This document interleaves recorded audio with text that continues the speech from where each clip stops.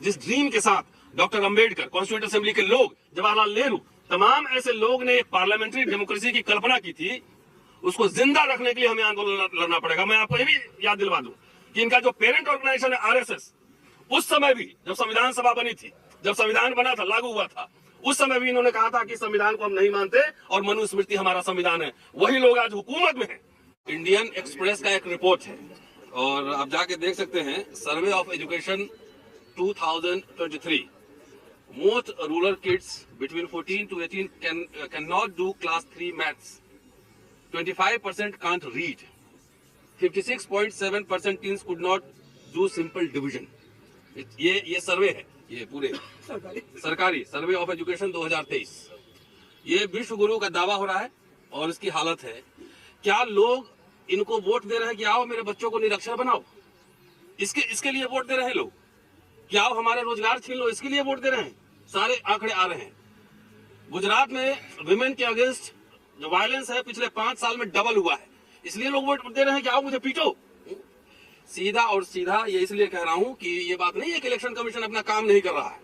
Election commission खूब अपना काम कर रहा है। जैसे आप ईवीएम डाल के वीडियो डालते हैं, नीचे आ जाता है इलेक्शन कमीशन का नोटिस आ जाता है, ये सब कुछ ठीक ठाक है। सब कुछ ठीक ठाक है तो आपको एक्सप्लेनेशन देने की क्या जरूरत है?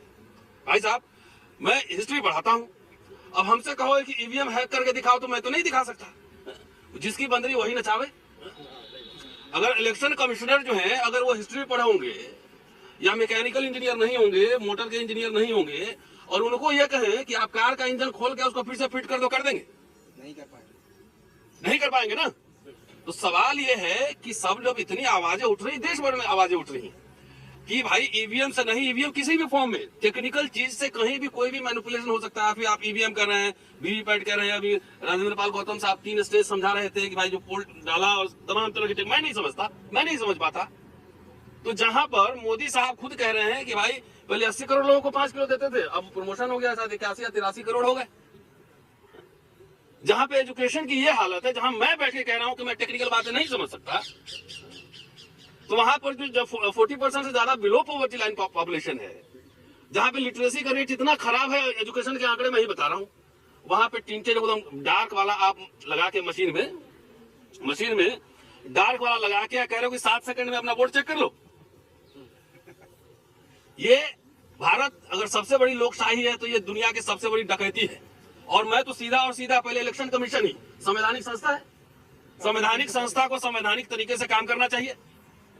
ये इलेक्शन कमीशन को क्या दिलचस्पी है बार बार वो एक्सप्लेनेशन देने की, और बार बार ये क्या दिलचस्पी है आपकी?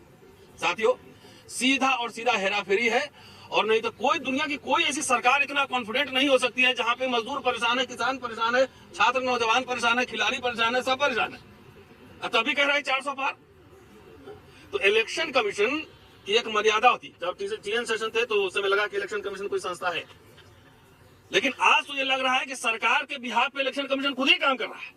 इलेक्शन कमीशन को ही चुनाव लड़ना है, ऐसा लग रहा है। साथियों, किसी भी कीमत पर, और देश में जितने बहुत सारी जगह से फोन हमें सब लोगों को आ रहे हैं, ये एक्शन प्रोग्राम आपका इन्होंने बता ही दिया है कि जितने सारे लोग इसमें आना चाहते हैं इस मोर्चे से जुड़े। और उसके मैं एक बात और मैं कहना चाहता हूं कि अपनी स्वायत्ता भी रखें, अपने संगठन का झंडा बैनर लगाएं। जो यहाँ से एक ड्राफ्ट तैयार करके दिया जा रहा है, जो गूगल फॉर्म और ज्ञापन, उसको अपने संगठन की ओर से भी भरें। ये this is a people's movement. ये कोई कॉपीराइट लेके हम लोग नहीं बैठे हुए।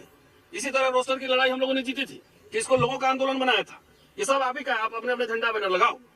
तो इसीलिए मैं ये अपील भी है, 2 दिन बाद वो नंबर ठीक होकर शायद दूसरा नंबर रिलीज करेंगे, तो यही रहेगा।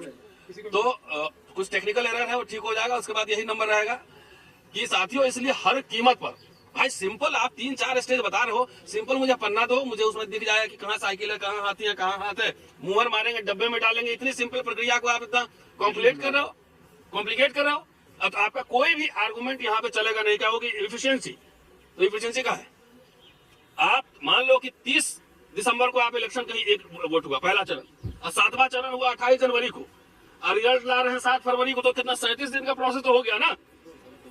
37 दिन का प्रोसेस हो गया, तो 37 दिन में आपका टाइम कहाँ बच रहा है? पहले तो हम लोग बचपन में देखते थे, बैलेट पेपर से होता था और पूरे स्कूल के कैंपस में ग्राउंड में टेंट लगता था, और 2 दिन में पूरी काउंटिंग हो जाती थी, 2 दिन में हो जाती थी।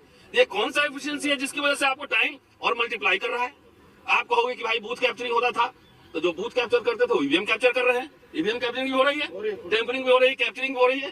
भाई 77 में या 80 में या 85 में इतना टेक्नोलॉजी एफिशिएंट नहीं था ना, इतना हाई टेक वेपन नहीं था, सर्विलांस नहीं था, कैमरा नहीं था, कुछ नहीं था। अब आपको एक ही दिन में 2 चरण में पूरे देश में चुनाव हो सकता है। 2 चरण में इतने फोर्सेज हैं, पैरामिलिट्री फोर्सेज हैं, 2 चरण में हो सकता है। 1 हफ्ता के अंदर रिजल्ट भी आ सकता है, 1 हफ्ता के अंदर। और दूसरी बात, लोकशाही में सबसे इंपॉर्टेंट सिटीजन है। जब लोगों को चुनाव का रिजल्ट लाने की हड़बड़ी नहीं है कि हमें आज ही चाहिए, तो इलेक्शन कमीशन को इतना हड़बड़ी क्यों है? जब हम कहते हैं हम करके चाहिए 10 दिन बाद ही आएगा, लेकिन अच्छे से काउंट कर लो जी।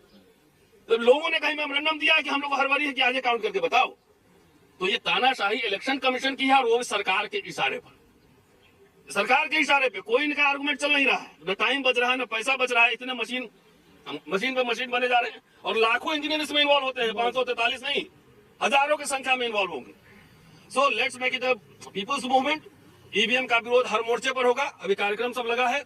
इसके अलावा पॉलिटिकल पार्टी से भी हम लोग अनुरोध कर रहे हैं कि वो अपने मैनिफेस्टो में डालें और चुनावी मुद्दा इसको बनाएं। ये जन आंदोलन है, ये आजादी के बाद ये दूसरा आजादी, ये ईवीएम से आजादी का आंदोलन है। नहीं तो डेमोक्रेसी जो है आपका हाईजैक है। आपको आपकी वोट की जरूरत नहीं है, मशीन से वोट ले लेगा, सरकार बना लेगा, आप जनता की कुटाई भी करेगा। इसलिए अपने हक हकूक, जिस ड्रीम के साथ डॉक्टर अंबेडकर, कॉन्स्टिट्यूंट असेंबली के लोग, जवाहरलाल नेहरू, तमाम ऐसे लोग ने पार्लियामेंट्री डेमोक्रेसी की कल्पना की थी, उसको जिंदा रखने के लिए हमें आंदोलन लड़ना पड़ेगा। मैं आपको ये भी याद दिलवा दूं कि इनका जो पेरेंट ऑर्गेनाइजेशन है आरएसएस, उस समय भी जब संविधान सभा बनी थी, जब संविधान बना था, लागू हुआ था, उस समय भी इन्होंने कहा था कि संविधान को हम नहीं मानते और मनुस्मृति हमारा संविधान है। वही लोग आज हुकूमत में है, वही लोग हुकूमत में है। पेगासस कहा गया। तो इसलिए दुनिया में जब सारी संस्थाएं तानाशाह हो जाए, पंगु हो जाए, तो बाबा साहब ने कॉन्स्टिट्यूशन का जो है ना शुरुआत जो है ना अल्लाह अकबर से, जय श्री राम से नहीं किया था। We the people of India, हम भारत के लोग। तो समझिए कि आपकी हकमारी हो रही है, आपके सारे राइट्स जा रहे हैं, तो हम भारत के लोग आओ संवैधानिक तरीके से सड़क पे लड़ेंगे, सड़क पे आंदोलन